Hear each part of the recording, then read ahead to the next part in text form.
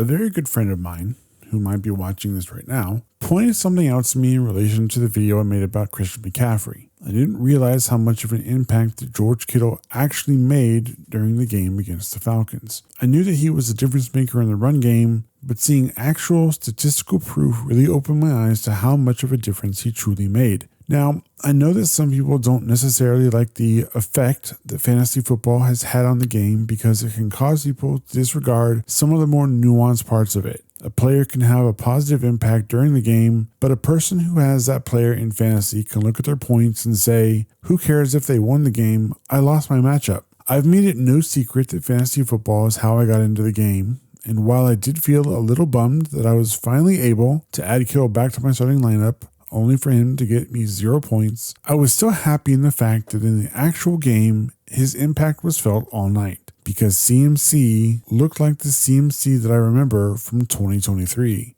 And it was made even more apparent when my friend showed me his fantasy scores from the past few games compared to what he produced on Sunday. Now, everyone's league is different, but just to give you an idea about our league, McCaffrey had 33 points for the Rams game, 29 points for the Bucks game, and 55 points for the Atlanta game. Now, for that Falcons game, the team may as well have been called the San Francisco CMCs, but it was clear from the start that the reason that the game was so successful was the blocking contribution of one man. I don't want to take anything away from Jake Tonjes or Luke Farrell because they stepped up in a major way during Kittle's absence, but it's clear that George is still one of the best tight ends in the league. Keep in mind that he's coming back from a torn hamstring. For him to look that good in the run game after that injury is impressive. He may have only gotten one target the entire game, which unfortunately resulted in a drop, but that wasn't going to stop him from hitting people in the face and making sure that Christian McCaffrey was able to run the ball like the old CMC. So let's show some respect to Kittle. Without him, that game could have looked very different.